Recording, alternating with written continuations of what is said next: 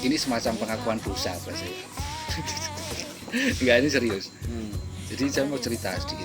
Jadi di suatu Oktober tahun 2020 itu beliau, ya, guru kita itu Yai Solahuddin Sotako itu menulis sebuah status di beranda Facebooknya.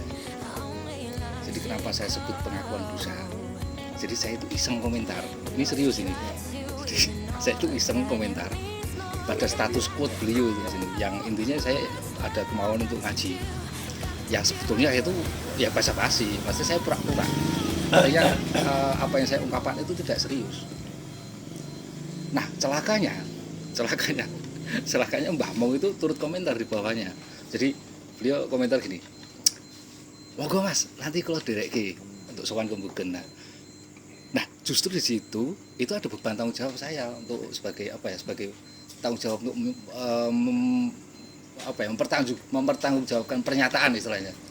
Maka saya merencanakan janjian sama Mbak Mung untuk kapan saya beliau bersedia untuk menyowankan saya ke Bugen. Itu tapi berarti belum ada pengajian. Belum. Ini masih sewan istilahnya. Itu bahasa Jawanya ngijabai. Jadi ya itu tadi saya berangkat dari Di komentarnya itu apa itu mas? ya ini jadi beliau itu menulis suatu quote yang kata-kata hikmah gitulah istilahnya. Saya itu komentar, waduh badhe derek ngaji saya. Nah itu di bawahnya itu Mbah Mung monggo kalau derekke, artinya sejak saat itu saya berpikir bahwa saya harus merealisasikan pernyataan saya harus bertanggung jawab dengan apa yang sudah saya tulis. Nah saya kontak Mbah Mung, monggo saya ikut jenengan untuk harinya kapan untuk bisa sowan ke beliau. Nah justru saat saya sowan itu saya bayangan saya gini, pokoknya udah sowan saya pulang beres, saya tidak ada bertanggung jawab selesai. Tapi justru ketika saya sowan saya melihat sosok yang menurut saya ini kiai kok halus banget kayak gini gitu. Santun kayak gitu. Menarik perhatian saya. Maka ketika saya betul-betul itu saya menyampaikan pengen ngaji. Justru jawaban beliau, ngaji opo? Ngerokok pinan enak. Itu saya sejak saat itu, Mbah Mung besok harus ada jadwal lagi ke sini. Jadi sejak saat itu, jadi kita nggak pernah tahu ya yang namanya takdir Tuhan itu mengarahkan kita kemana atau ke tempat apa atau ke situasi bagaimana itu, saya pikir ini luar biasa. Sampai pada minggu depannya Rabu itu kami mulai aktivitas pertama kali ngaji. Saya makin jadi ini kayaknya apa yang selama ini saya cari. Maka saya kontak teman-teman untuk kita menemukan sesuatu gitu. Jadi khususnya saya itu di masyarakat lah. Saya itu tumbuh kembang di suatu keadaan yang menurut saya ya segitu-gitu aja lah istilah yang maksudnya non ideal. Ya, yang lebih maksiat itu aja lah ya. Tidak ideal, non ideal. Justru ini saya sama teman itu punya kerinduan yang sama. Artinya gini. Jadi ketika mungkin malam-malam itu saya sempat juga mempergoki ya. Kadang-kadang kita cari searching di YouTube itu channelnya Gus Baha. Artinya kita siangnya minum itu, tapi malam kita sampai cari-cari konten-konten ngaji kayak gitu-gitu loh. Ini kan sebuah kerinduan menurut saya, kerinduan yang kita harus sama-sama cari muara, sama-sama cari oase lah istilahnya. Nah, saya makin yakin bahwa majelis ngaji Hikam itu suatu tempat yang menurut saya ini yang selama ini kita cari. Maka saya kontak teman-teman yang lain, saya kontak Mas Abu, saya kontak Mas Andi, saya kontak Mas Sofi, saya coba teman-teman. Ini ada sesuatu hal yang keren yang harus kita lewati.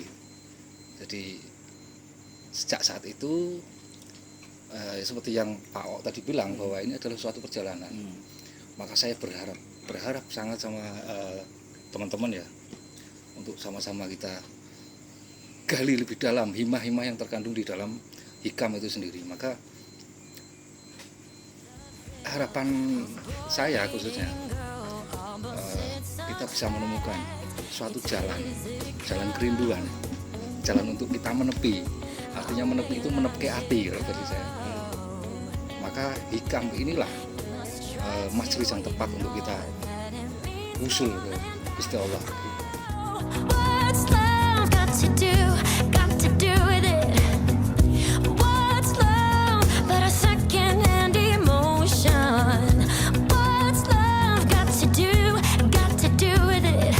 Who needs a heart when a heart can be broken? It may seem to you Saya kenal Hikam itu tahun 2000 ya 3 atau 4 tahun ini sebelum ini.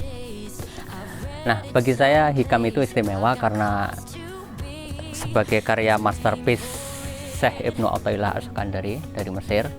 Beliau ini adalah aulia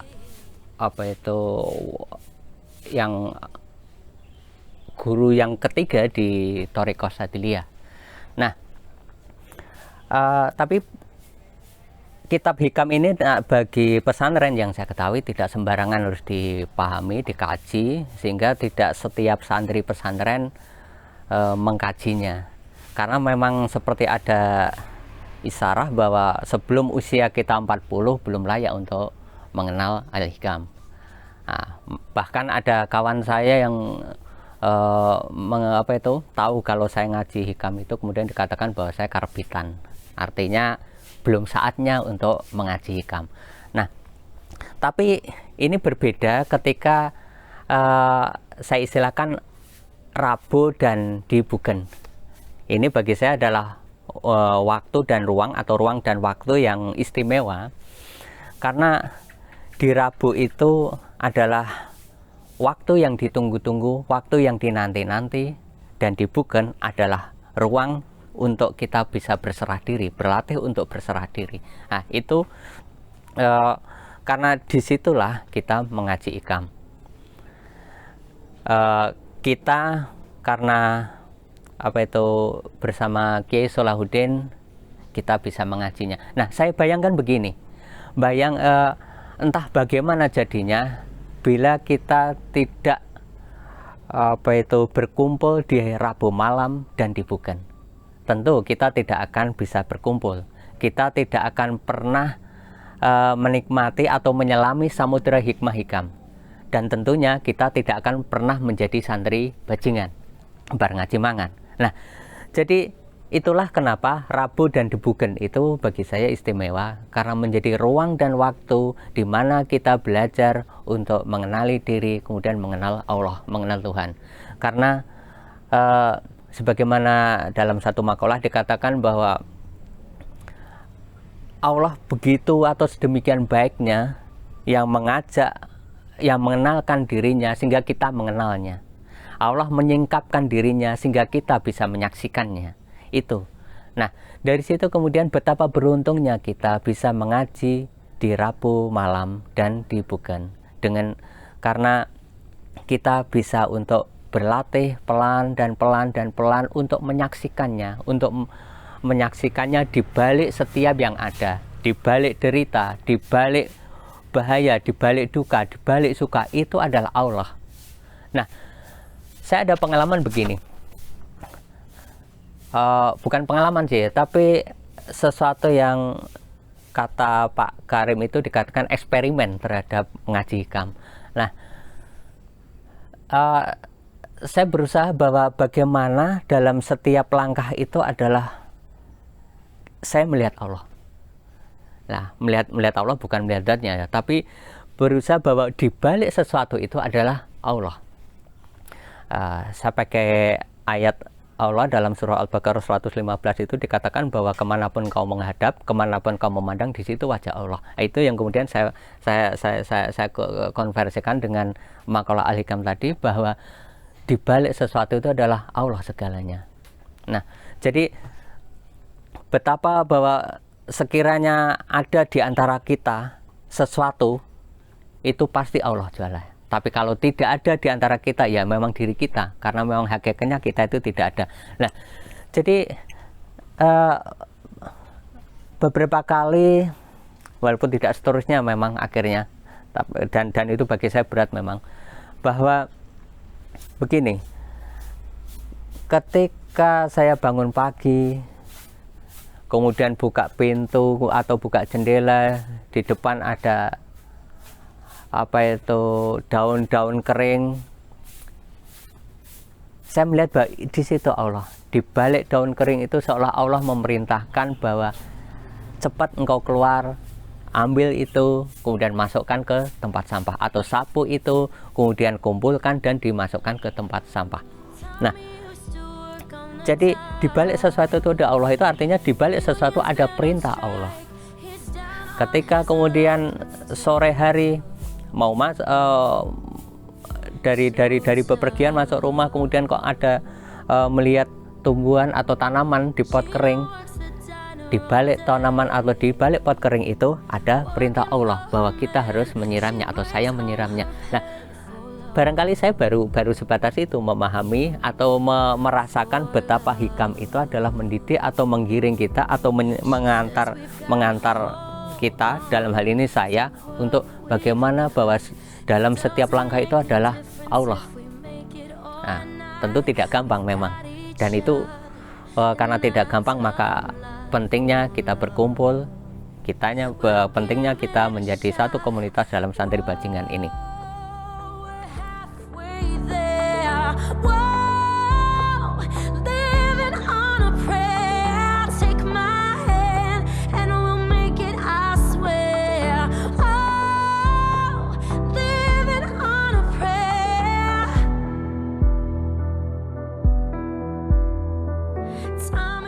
Saya beruntung lahir di dalam sebuah keluarga yang beragam, dari etnis, agama, maupun status sosial. Sejak kecil saya sudah terlatih untuk melihat perbedaan. Saya Cina, alhamdulillah saya Muslim. Nah, tapi dalam perjalanan selama ini, baru di dalam komunitas Santri Bajingan, saya merasakan menemukan sesuatu yang selama ini saya cari. Jadi Islam yang saya cari adalah yang seperti setiap hari Rabu saya jalani bersama teman-teman. Islam yang tidak gampang mengatakan semua orang kafir, yang tidak hanya bicara soal neraka, soal bid'ah, soal-soal yang menurut saya itu adalah yang sangat personal. Di dalam komunitas Santri Bajingan, saya bisa menemukan sebuah oase, sebuah pergaulan yang sangat intim, yang dia bisa menafikan segala latar belakang, status sosial, dan kami tidak pernah bicara soal uang, soal profesi, soal hal-hal yang menurut saya elementer. Jadi di dalam majelis inilah saya merasa menemukan sebuah kedamaian, bahwa mungkin inilah yang selama ini saya cari. Jadi alhamdulillah, saya bersyukur di dalam usia saya yang sudah lebih setengah abad, yang dulunya saya ya tidak perlulah saya ceritakan. Saya berkumpul dengan para pemabuk, saya berkumpul dengan ya orang jalanan. Tapi saat ini saya masih diberi kesempatan untuk mengaji, untuk belajar, untuk ya mendekatkan diri kepada Allah. Alhamdulillah.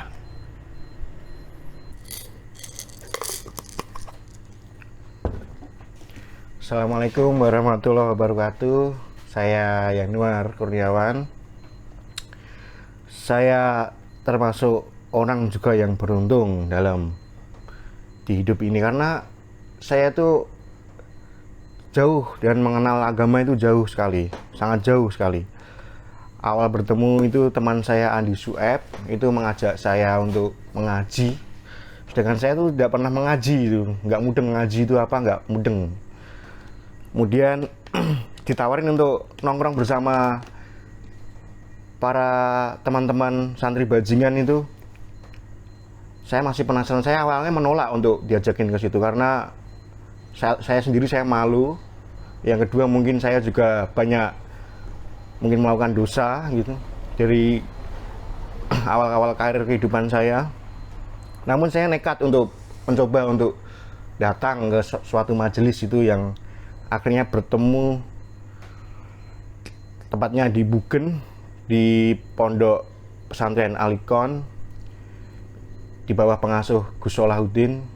Di sana pertama kali saya datang itu nuansanya benar-benar beda. Saya nggak pernah menemui nuansa seperti itu waktu itu, karena melihat dari sosok guru yang benar-benar halus, tidak enak gitu untuk kita untuk mencurahkan apa yang kita rasakan, itu enak gitu. Kemudian teman-teman juga itu menyanggupi saya itu dengan baik, menerima saya dengan baik, berawal dengan ngobrol. Hanya satu pertanyaan yang saya tanyakan, karena saya backgroundnya itu musik, jadi saya tanyakan karena saya masih bingung musik itu haram atau halal gitu. Namun jawaban dari guru saya itu benar-benar di luar jangkauan saya, karena musik menurut beliau adalah bukan sekedar haram dan halal, tapi bagaimana kita menempatkan musik itu untuk sesuatu yang bermanfaat atau tidak. Nah, kalau bermanfaat ya halal, kalau tidak bermanfaat itu haram. Kemudian setelah saya mengaji itu, saudara-saudara saya yang juga banyak yang ahli fikih juga itu menanyakan saya bahwa Mas Januar, panjenengan harusnya jangan ngaji tasawuf dulu, ngaji Al-Quran dulu yang betul, ngaji syariat dulu yang betul gitu. Namun pendapat para saudara saya itu sedikit saya abaikan. Seandainya saya itu langsung mengaji yang seperti itu, mungkin saya tidak betah untuk terus mengaji.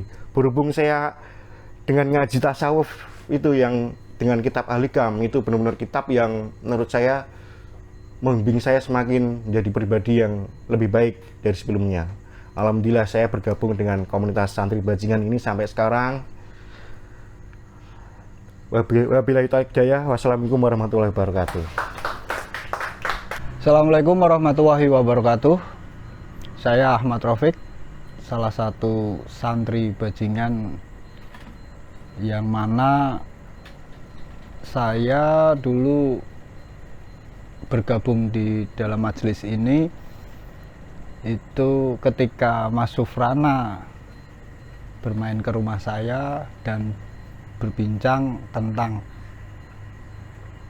dunia pengajian, dan lumayan kaget ketika Mas Sufrana menyampaikan ngaji tentang hikam, apa ilmu yang dikaji tentang ilmu-ilmu rasa, tasawuf, pengolahan jiwa, rasa dalam kehidupan. Saat itu Mas Sufrana datang ngobrol tentang ngaji itu bersama Yai Solahuddin Sodakoh, salah satu keluarga dari pesantren Al-Iqon Bugen, dan di situ saya ya sempat Mas, kalau ngaji itu hari apa, sempat menanyakan itu. Kalau memang bisa, saya bisa ikut, dan ternyata Allah berkehendak saya ikut, dan saya sowan ke Yai Solahuddin. Ya, banyak perjalanan, diantaranya dilematis, rasa langsung berbenturan, ya dari rasa-rasa apa yang ada di makalah, dan langsung bersinggungan secara langsung, dan bagaimana saya harus mensikapi dan mengadaptasi bahwa hidup ini dan kita jalani. Mungkin itu dari saya. Terima kasih. Assalamualaikum warahmatullahi wabarakatuh. Assalamualaikum warahmatullahi wabarakatuh. Sebut saja nama saya Imron.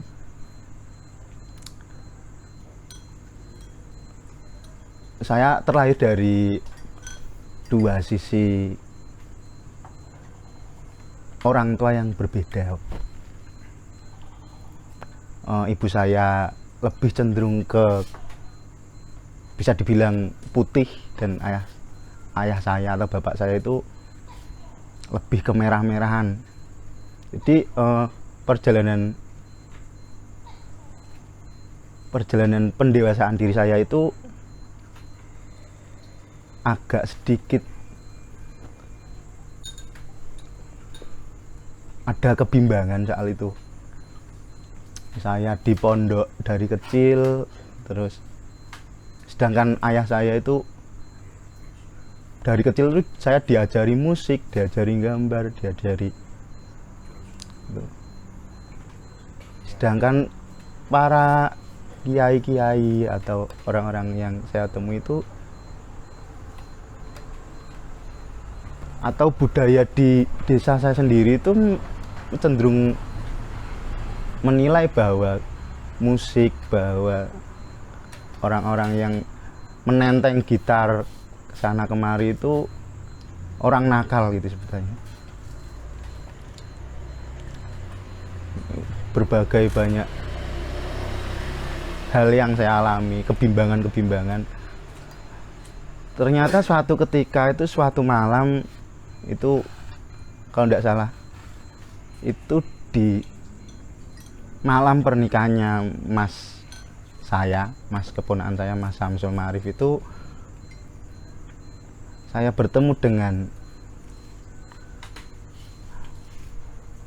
orang-orang, dengan kakak-kakak yang sebenarnya itu sebelum-sebelumnya itu saya sudah tahu, sudah kenal, seperti Mas Sufrana Malik, Mas Ahmad Rafiq, gitu, kenal di dunianya masing-masing.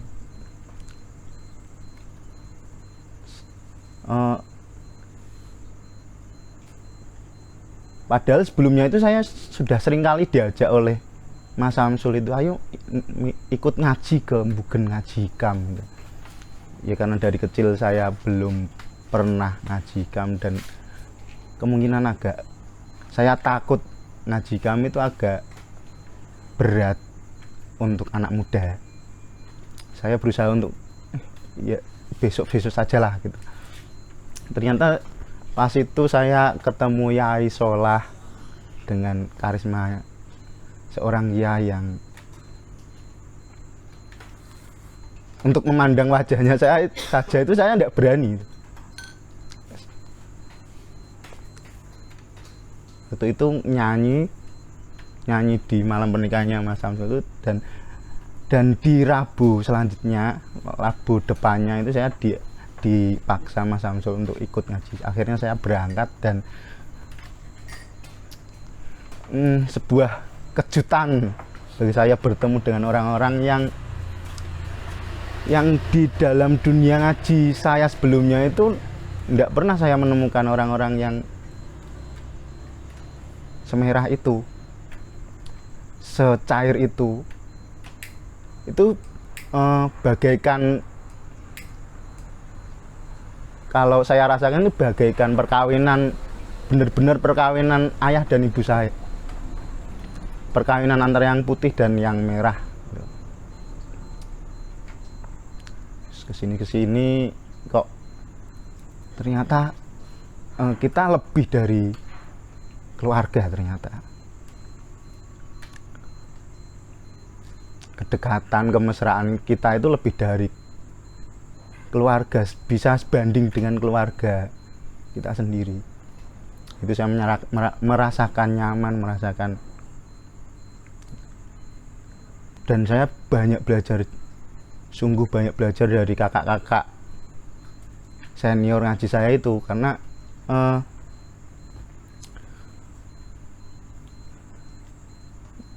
mereka itu orang-orang yang saya kagumi sebelumnya, sebelum saya di ngaji kam itu, mereka itu ya orang-orang yang saya kagumi. Ya setelah ngaji kam pun ya saya masih mengagumi itu, karena semua yang ada di ngaji kam di malam Rabu di santri bajingan itu adalah, bagi saya itu pendekar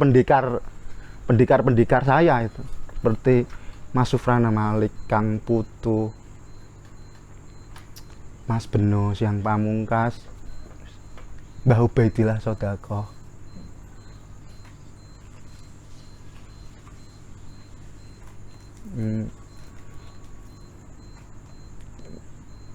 Itu orang-orang yang sudah sepuh tapi masih berjuang, masih untuk orang-orang lain itu, yang akhirnya sampai sekarang saya lebih merasakan, semakin lama semakin lebih merasakan kekeluargaan.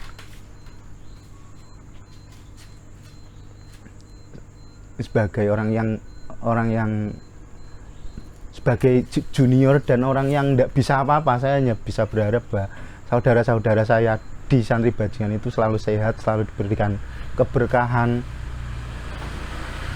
umur panjang, umur berkah. Ya itu saja yang saya bisa. Terima kasih. Saya meyakini ini sebuah perjalanan.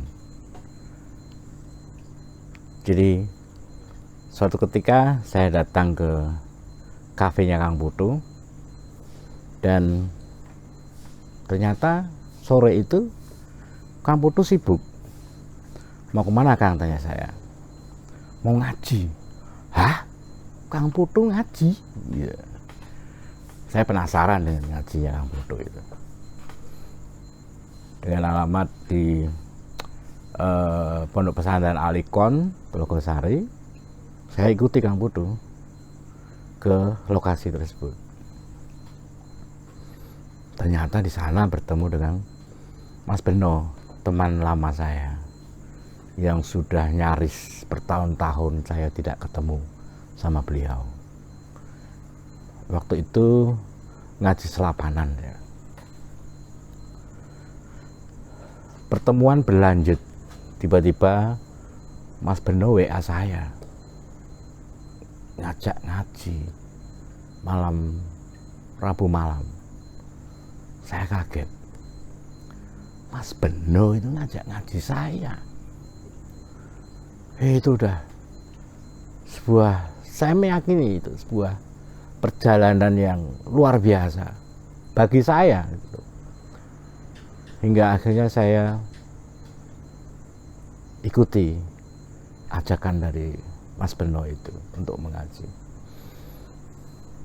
di lingkungan yang saya waktu itu tidak tahu apa-apa, tidak kenal siapa-siapa. Saya menemukan sebuah komunitas yang sangat luar biasa. Kawan-kawan dari berbagai kelompok, berbagai keahlian, mulai dari musik, mulai dari seniman, mulai dari budayawan, pelukis, videografer, dan fotografi, itu berkumpul di sana dan mengaji. Bagi saya itu luar biasa. Banyak kawan-kawan yang tidak melihat lagi sebuah perbedaan saya yang paling di antara yang lain. Saya menemukan sesuatu yang sama sejajar, berharap sesuatu yang mungkin dulu tidak pernah kawan-kawan pikirkan, termasuk saya. Saya mulai terbuka di santri bajingan ini. menjadi lebih bisa memahami sebuah